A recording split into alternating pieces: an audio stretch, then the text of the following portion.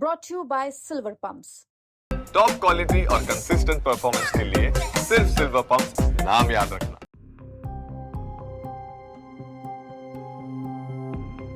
नमस्कार, दिल्ली तक देख रहे हैं आप। मैं हूं आपके साथ वैशाली महेश्वरी। दिल्ली की राजनीति में 3 बार सत्ता का स्वाद चखने के बाद हाल ही में हुए विधानसभा चुनाव में करारी हार के बाद अरविंद केजरीवाल इन दिनों पब्लिक लाइफ से लगभग गायब हो गए थे।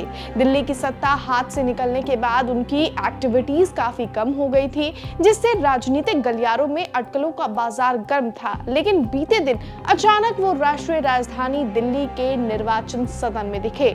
उन्होंने चुनाव आयोग के अधिकारियों के साथ मुलाकात की। इस मुलाकात ने राजनीतिक पंडितों के बीच कई सवाल खड़े कर दिए हैं। क्या ये उनकी किसी नई राजनीतिक रणनीति का हिस्सा है या फिर दिल्ली की राजनीति में उनकी वापसी के संकेत हैं? यहाँ हम आपको बता दें कि आम आदमी पार्टी के राष्ट्रीय संयोजक अरविंद केजरीवाल ने मुख्य चुनाव आयुक्त ज्ञानेश कुमार और चुनाव आयुक्तों सुखबीर सिंह संधू और विवेक जोशी के साथ मीटिंग की। उनके साथ पार्टी के वरिष्ठ नेता राघव चड्ढा, सौरभ भारद्वाज, एनडी गुप्ता और पंकज गुप्ता भी शामिल थे।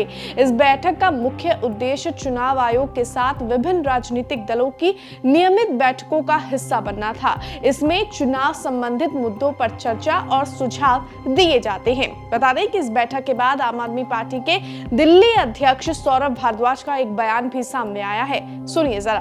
देखिए, चुनाव आयोग ने आज आम आदमी पार्टी को बताया था, बुलाया था, कोई एजेंडा नहीं बताया था, मगर आज चुनाव आयोग को पार्टी की तरफ से कुछ सुझाव दिए गए हैं।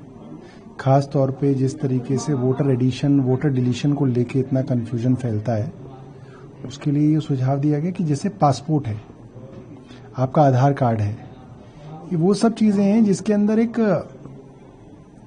बायोमेट्रिक के तरीके से कंप्यूटराइज्ड रिकॉर्ड जनरेट होता है। इसके अंदर ये गुंजाइश नहीं रह जाती कि एक आदमी 2 जगह वोट डलवा ले या एक आदमी 2 जगह वोट डाल ले।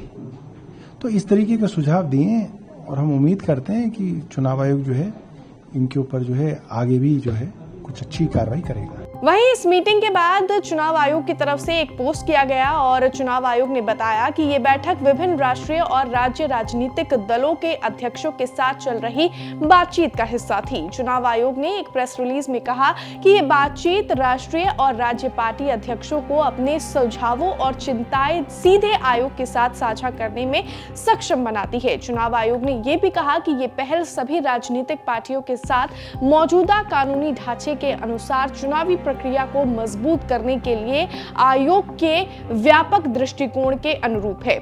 बहरहाल केजरीवाल की इस मुलाकात ने दिल्ली के राजनीतिक गलियारों में तो हलचल पैदा कर दी है।